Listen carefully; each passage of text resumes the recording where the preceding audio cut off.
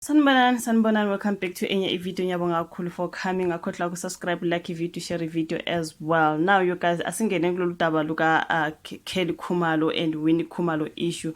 Siyazi ukuthi zikhona indaba ezimbi ezingenile kuthiwa kasekho emhlabeni ke umculi uWinnie Khumalo. Okay, now I think ke manje ke istory mangabe sesi out there umfundi ke wezindaba ke ze ENCA uShahan Ramskison wenze iphutha wathi akasekho emhlabeni uKelly Khumalo instead of Winnie Khumalo, of which lokho kube kuliphutha elisegcekeni okungakuthi lento ayizange yahlala kakhulu kuKelly Khumalo. Ngiyacabanga manje mangibona ngathi ke uShahan useye waxolisa futhi lapha noma esefunda izindaba washo ukuthi ngenze iphutha ngathi Kelly Khumalo instead of Winnie Khumalo.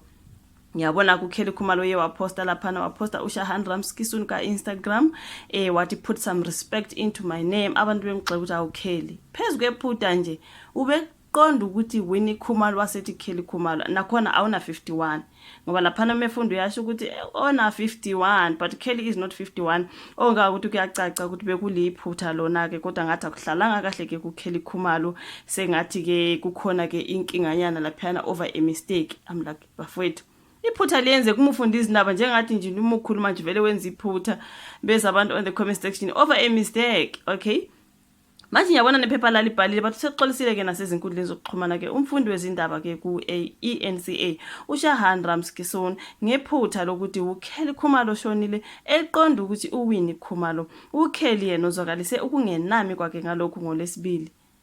Hayibo. Okay, I think ngilahlele iclip kaShahan Ramskison ethi Kelly Khumalo ngizophinda ngilahlele enye ke esephinde exolisa ethi I apologize, I meant Winnie Khumalo instead of Kelly Khumalo. Uwabukela oma clips ke sothi sesiqhubeka.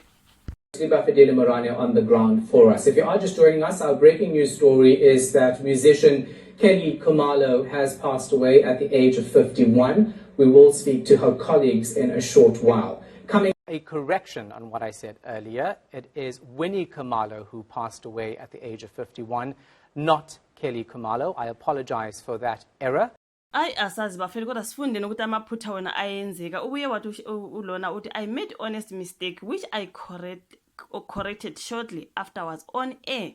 It was a slip of the tongue, and as I ad-libbed the story, I take full responsibility for the error. To those seeking to amplify this for attention, do as you must do to trend and stay blessed. Because Shahan lo ke sebhorekile bafowethu ngoba ke eqinisweni lonke ubuye waxolisa kodwa uKelly yena ngathi angazi okunye sesifuna ukutrenda nje bafowethu kodwa ke uxolisile umuntu wenkosi wathi hayibo ngiyaxolisa bengithi Winnie Khumalo kwase kuba ke izigwenxa ke zomlomo.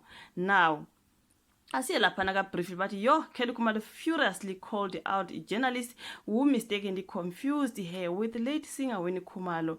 Now abantu balokhu bephawulile ukuthi ay Kelly laphana ka Times Live bethi news broadcaster ENCA mistakenly announced the death of the singer Kelly Khumalo instead of the late Winnie Khumalo who passed away on Tuesday after a short illness.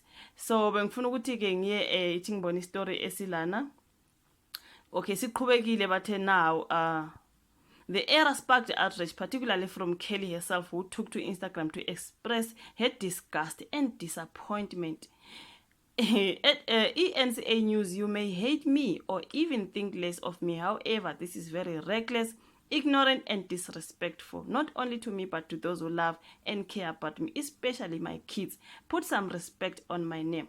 Kelly Khumalo loyo. The singer's response was met with an outpouring of support from fans and fellow celebrities who condemned the ENCA's mistake as irresponsible and insensitive. Now, the ENCA news anchor Ushahan Ramskison has since apologized for the error, acknowledging it and it was a grave mistake. It is Winnie Khumalo who passed away at the age of 51, not Kelly Khumalo, and I apologize for that error. Hawu kodwa nkosi yami sesingaze siye kude kangaka over nje imistake esizwayo nesiyibonayo nathi ukuthi bekuliphutha and Kelly is not 51. uKelly she's not 51. So ke anyacabanga ukuthi ayihlalanga kahle ke kuKelly Khumalo nkosi yami kodwa ke uxolisile ke uShahan over that mistake, the slip of a tongue. Sesingaze nje nkosi yami sibabazile the slip of a tongue nje ukuthi Kelly Khumalo kunokuthi nje ukuthi Winnie Khumalo angithi ibongo zona ziyafana. so angazi bafethu khona okwenzekayo nje uKelly Khumalo ngathi unyanyiswe nje ukuthi kuthiwe akasekho emhlabeni. Hayi asazi ke. Thank you so much ukuthi ibuke le video bese uyalike usubscribe ushare sobonana kwenye ezolandela. Bye.